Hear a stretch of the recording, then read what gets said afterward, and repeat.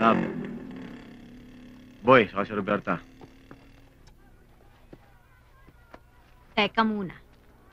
May kasalanan pa sa akin itong dalawang... Sige. Humingikip pa man yan. Sige na. Tigasin talaga eh. Mapit nga kayo. Sige. Sorry po. Basta ang usapan, sandali lang sila dito titira. Love. Kahit paano kagod, konsensya ko sila. Meron ka ba nun?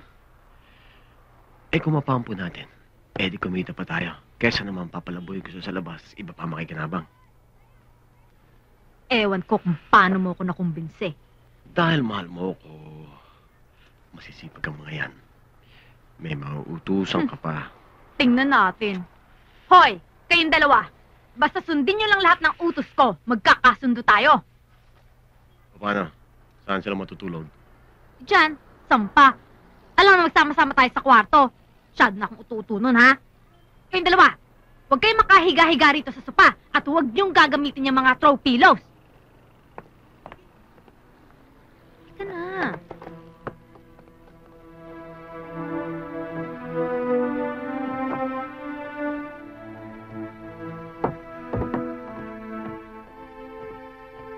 Ate, siya ba yung bago nating nanay? Hindi natin yung kaano-ano. Hintay na tayo ng dry load. Kailangan.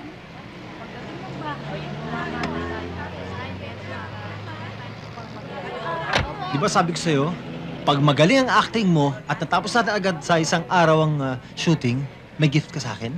Di ba? Kaya... Wow, ang ganda! What do you say to Tito Steve? Thank you. You're welcome. Ngayon, susunduin natin ang mami mo, tapos kakain tayo sa labas, ha? Ayan, magdi-date kayo ng mami. Come on.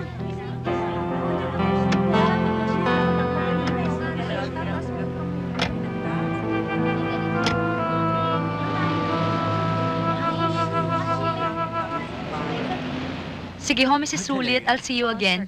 Thank you. O sige, babalik na lang Okay. ako. May binibigay na discount na 10%. That's good. Mami, Baby! ang ganda ng Hi! gift sa akin ng Tito Steve. Hi. Oh, kiss, Mami.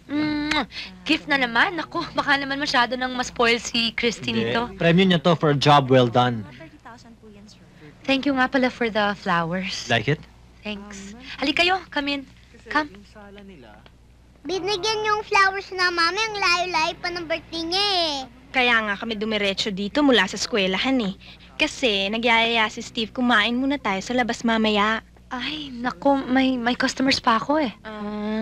No, I'll wait na lang. Total, marami naman paintings dito na pwedeng makita eh. I think that's a good idea. Halika, Christy.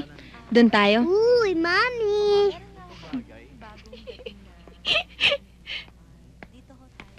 Sit down. Thank you. Thank you again for everything. Ako ang dapat magpasalamat sa'yo for your company and the wonderful evening. Good night. Can we go out again? Yeah, sure. Why not? I mean, just the two of us. Excuse me.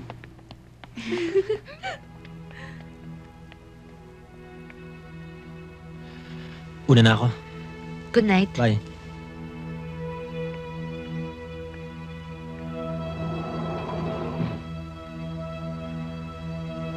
Mommy. Mommy. Me. Ma.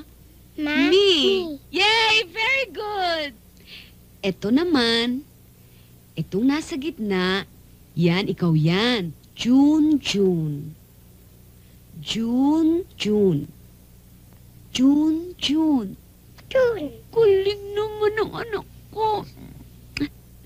Ito, Daddy. Ang daddy mo. Daddy. Daddy. Naku, Dad. paano niya masasabi ng madali yan? Eh, ni-anino ng tatay niya, hindi niya nakikita dito eh. Ako, Junjun, ako. Sino ko? Lop. Lola. Ang galing-galing talaga ng apo ko. Ma'am, ako rin ho. Kilala ko na alaga ko. Oo. Sino siya? Taba!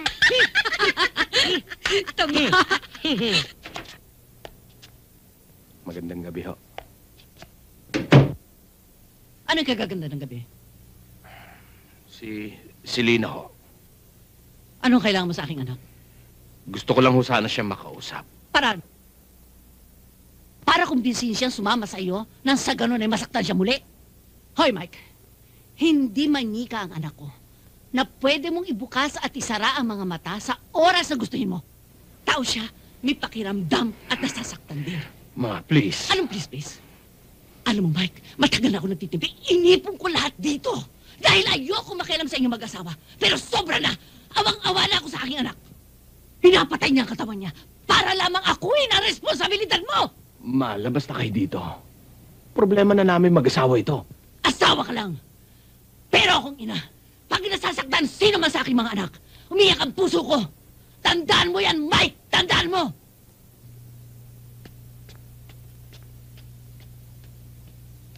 Selena, yung magaling mong asawa, andun sa baba. Si Mike?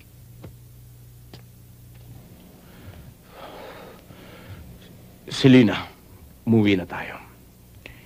Kalimutan na natin lahat. Magsimula ulit tayo. Paano si Junjun?